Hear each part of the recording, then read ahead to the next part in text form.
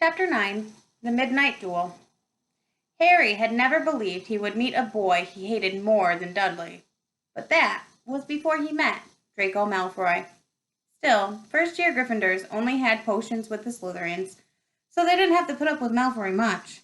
Or at least they didn't until they spotted a notice pinned up in the Gryffindor common room that made them all groan. Flying lessons would be starting Thursday, and Gryffindor and Slytherin would be learning together. "Typical," said Harry darkly. "Just what I always wanted, to make a fool of myself on a broomstick in front of Malfoy." He had been looking forward to learning to fly more than anything else. "You don't know that you'll make a fool of yourself," said Ron reasonably. "Anyway, I know Malfoy's always going on about how he's good at Quidditch, but I bet that's all talk." Malfoy certainly did talk about flying a lot. He complained loudly about first years never getting on the house Quidditch teams and told long, boastful stories that always seemed to end with him narrowly escaping muggles in helicopters. He wasn't the only one, though. The way Seamus Finnegan told it, he'd spent most of his childhood zooming around on the countryside on his broomstick. Even Ron would tell anyone who'd listen about the time he'd almost hit a hang glider on Charlie's old broom. Everyone from the wizarding families talked about Quidditch constantly. Ron had already had a big argument with Dean Thomas, who shared their dormitory, about soccer. Ron couldn't see what was so exciting about a game with only one ball, where no one was allowed to fly. Harry had caught Ron's prodding Dean's poster of the West Ham soccer team, trying to make the players move. Neville had never been on a broomstick in his life because his grandmother had never let him near one. Privately, Harry felt she'd had a good reason. Because Neville managed to have an extraordinary number of accidents, even with both feet on the ground. Hermione Granger was almost as nervous about flying as Neville was. This was something you couldn't learn by heart out of a book. Not that she hadn't tried. At breakfast on Thursday, she bored them all stupid with flying tips she'd gotten out of the library book called Quidditch Through the Ages. Neville was hanging on her every word, desperate for anything that might help him hang on to his broomstick later. But everybody else was very pleased when Hermione's lecture was interrupted by the arrival of the mail. Harry hadn't had a single letter since Hagrid's note, something that Malfoy had been quick to notice, of course. Malfoy's eagle owl was always bringing him packages of sweets from home, which he opened gloatingly at the Slytherin table. A barn owl brought Neville a small package from his grandmother. He opened it excitedly and showed them a glass ball the size of a large marble, which seemed to be full of white smoke. "It's a Remembrall," he explained. "Gran knows I forget things. This tells you if there's something you've forgotten to do. Look, if you hold it tight like this, and if it turns red—" Oh, his face fell because the Remembrall had suddenly glowed scarlet. "You've forgotten something." Neville was trying to remember what he'd forgotten when Draco Malfoy, who was passing the Gryffindor table, snatched the Remembrall out of his hand. Harry and Ron jumped to their feet. They were half hoping for a reason to fight Malfoy. But Professor McGonagall, who could spot trouble quicker than any teacher in the school, was there in a flash. "What's going on?" "Malfoy's got my Remembrall, Professor." Scowling, Malfoy quickly dropped the Remembrall back on the table. "Just looking," he said, and he sloped away with Crabbe and Goyle behind him.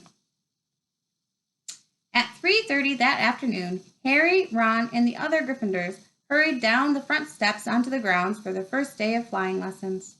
It was a clear, breezy day, and the grass rippled under their feet as they marched down the sloping lawns toward a smooth, flat lawn on the opposite side of the grounds to the Forbidden Forest, whose trees were swaying darkly in the distance. The Slytherins were already there, and so were 20 broomsticks laying in neat lines on the grounds. Harry had heard Fred and George Weasley complain about the school brooms, saying that some of them started to vibrate if you flew too high, or always flew slightly to the left. Their teacher, Madame Hooch, arrived. She had short gray hair and yellow eyes like a hawk. "Well, what are you all waiting for?" she barked. "Everyone stand by a broomstick. Come on, hurry up." Harry glanced down at his broom. It wasn't old, and some of the twigs stuck out at odd angles. Stick out your right hand over your broom, called Madam Hooch at the front, and say, up, up, everyone shouted. Harry's broom jumped into his hand at once, but it was one of the few that did. Hermione Granger's had simply rolled over on the ground, and Neville's hadn't moved at all. Perhaps brooms, like horses, could tell when you were afraid, thought Harry. There was a quaver in Neville's voice that said only too clearly that he wanted to keep his feet on the ground. Madam Hooch then showed them how to mount their brooms without sliding off the end, and walked up and down the rows correcting their grips. Harry and Ron were delighted when she told Malfoy that he'd been doing it wrong for years. Now when I blow my whistle, you kick off from the ground hard, said Madam Hooch. Keep your broom steady, raise a few feet, and then come straight back down by leaning forward slightly. On my whistle. 3, 2, but Neville, nervous and jumpy, and frightened of being left on the ground, pushed off hard before the whistle had touched Madam Hooch's lips. Come back, boy, she shouted. But Neville was raising straight up like a cork shot out of a bottle. 12 feet, 20 feet. Harry saw his scared white face look down at the ground, falling away, saw him gasp, slip sideways off the broom, and wham! A thud and a nasty crack, and Neville lay face down on the grass in a heap. His broomstick was still rising higher and higher, and started to drift lazily towards the forbidden forest and out of sight. Madam Hooch was bending over Neville. Her face was as white as his. Broken wrist, Harry heard her mutter. Come on, boy, it's all right. Get up. She turned to the rest of the class. None of you is to move while I take this boy to the hospital wing. You leave those brooms where they are, or you'll be out of Hogwarts before you can say Quidditch. Come on, dear. Neville, his face tear-streaked, clutching his wrist, hobbled off with Madam Hooch, who had her arm around him. No sooner were they out of earshot than Malfoy burst into laughter. Did you see his face, the great lump? The other Slytherins joined in. Shut up, Malfoy, snapped Parvati Patil. Oh, sticking up for a Longbottom, said Pansy Parkinson, a hard-faced Slytherin girl. Never thought you'd like fat little crybabies, Parvati. Look, said Malfoy, darting forward and snatching something out of the grass. It's the stupid thing Longbottom's gran sent him. The remembrall glittered in the sun as he held it up. Give it here, Malfoy, said Harry quietly. Everyone stopped talking to watch. Malfoy smiled nastily.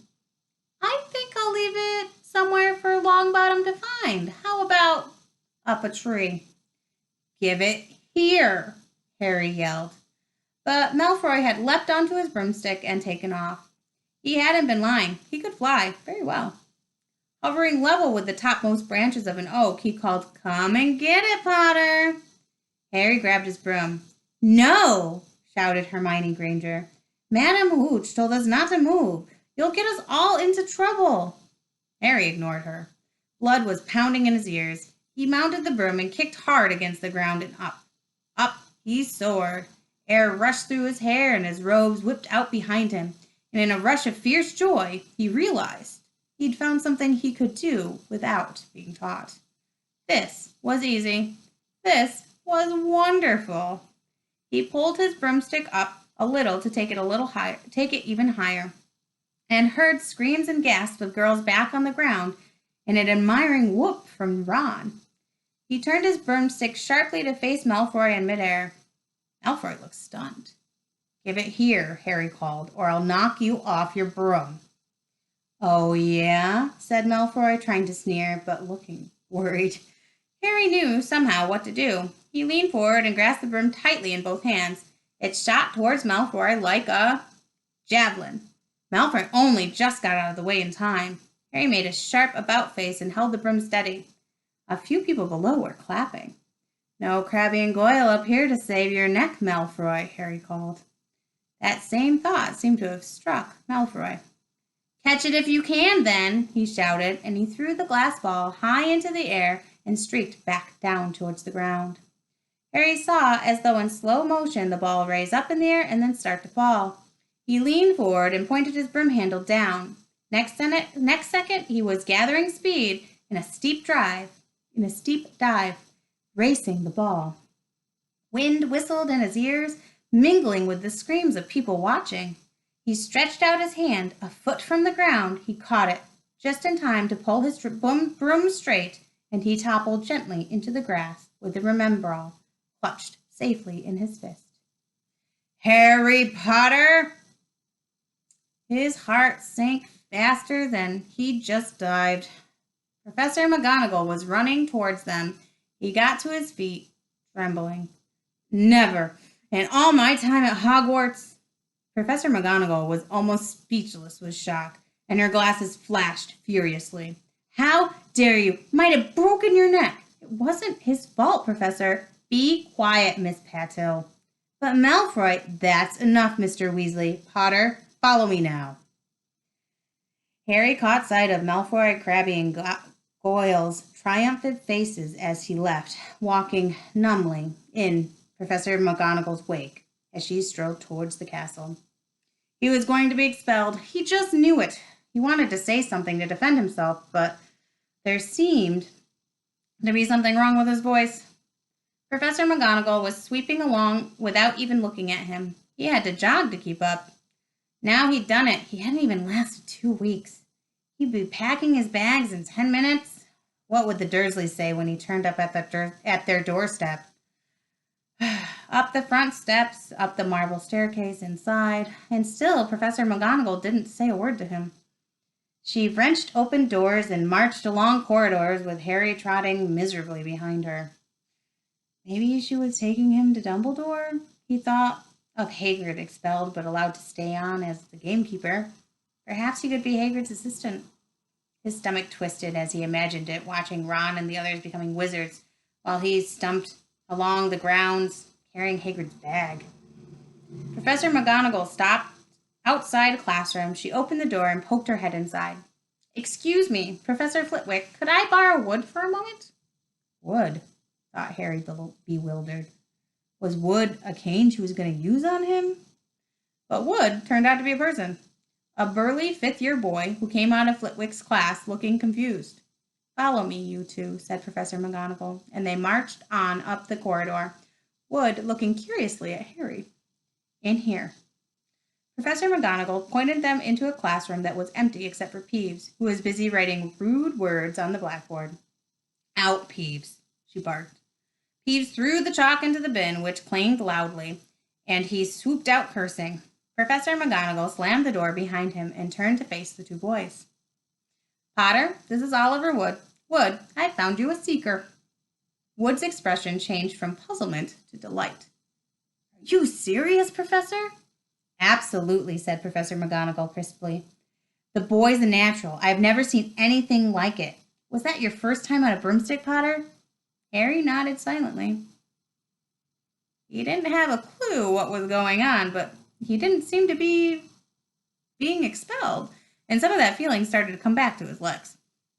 He caught that thing in his hand after a 50-foot dive, Professor McGonagall told Wood. Didn't even scratch himself. Charlie Weasley couldn't have done that. Wood was now looking as though his dreams had all come true at once. Ever seen a game of Quidditch, Potter? He asked excitedly. Wood's the captain of the Gryffindor team, Professor McGonagall explained. He's just the build for a seeker, too, said Wood, now walking around Harry and staring at him. Light, speedy. We'll have to get him a decent broom. Professor, a Nimbus 2000 or Clean Sweep 7, I'd say. I shall speak to Professor Dumbledore and see if we can't bend the first-year rule. Heaven knows, we need a better team than last year.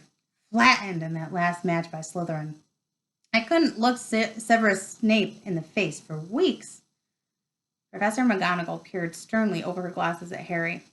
I want to hear you're training hard, Potter, or I may change my mind about punishing you. Then she suddenly smiled. Your father would have been proud, she said.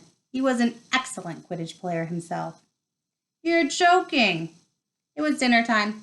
Harry had just finished telling Ron what happened when he'd left the grounds with Professor McGonagall. Ron had a piece of steak and kidney pie halfway into his mouth, but he'd forgotten all about it. Seeker, he said, but first years never. You must be the youngest house player in about a century, said Harry, shoveling pie into his mouth. He felt particularly hungry after the excitement of the afternoon. Wood told me. Ron was so amazed, so impressed, he just sat and gaped at Harry. I start training next week, said Harry, only don't tell anyone. Wood wants to keep it a secret. Fred and George Weasley now came into the hall, spotted Harry, and hurried over. Well done, said George in a low voice. Wood told us. We're on the team, too. Beaters. I tell you, we're going to win that Quidditch Cup for sure this year, said Fred. We haven't won since Charlie left, but this year's team is going to be brilliant. You must be good, Harry. Wood was almost skipping when he told us. Anyway, we've got to go. Lee Jordan reckons he's found a new secret passageway out of the school. Bet it's that one behind the statue of Gregory the Smarmy that we found in our first week. See you. Fred and George had hardly disappeared when someone far less welcome turned up. Malfoy, flanked by Crabbe and Goyle. Having a last meal, Potter? When are you getting the train back to the Muggles? You're a lot braver now that you're back on the ground and you've got your little friends with you, said Harry coolly. There was, of course, nothing at all little about Crabbe and Goyle, but as the high table was full of teachers, neither of them could do more than crack their knuckles and scowl. I'd take you on any time on my own, said Malfoy. Tonight if you want. Wizard's duel. Wands only, no contact. What's the matter? Never heard of a wizard's duel before, I suppose? Of course he has, said Ron, wheeling around. I'm his second. Who's yours? Malfoy looked at Crabbe and Goyle, sizing them up. Crabbe, he said. Midnight, all right. We'll meet you in the trophy room. That's always unlocked. When Malfoy had gone, Ron and Harry looked at each other. What is a wizard's duel? Said Harry. And what do you mean you're my second? Well, a second's there to take over if you die, said Ron casually, getting started at last on his cold pie. Catching the look on Harry's face, he added quickly, but people only die in proper duels, with real wizards. The most you and Malfoy will be able to do is send sparks at each other. Neither of you knows enough magic to do any real damage. I bet he expected you to refuse anyway. And what if I wave my wand and nothing happens? Throw it away and punch him in the nose? Suggested Ron. Excuse me. They both looked up. It was Hermione Granger. Can a person be in peace in this place? Said Ron. Hermione ignored him and spoke to Harry. I couldn't help overhearing what you and Malfoy were saying. Bet you could, Ron muttered. And you mustn't go wandering around the school at night. Think of the points you'll lose Gryffindor if you're caught. And you're bound to be. It's really very selfish of you. And it's really none of your business, said Harry. Goodbye, said Ron.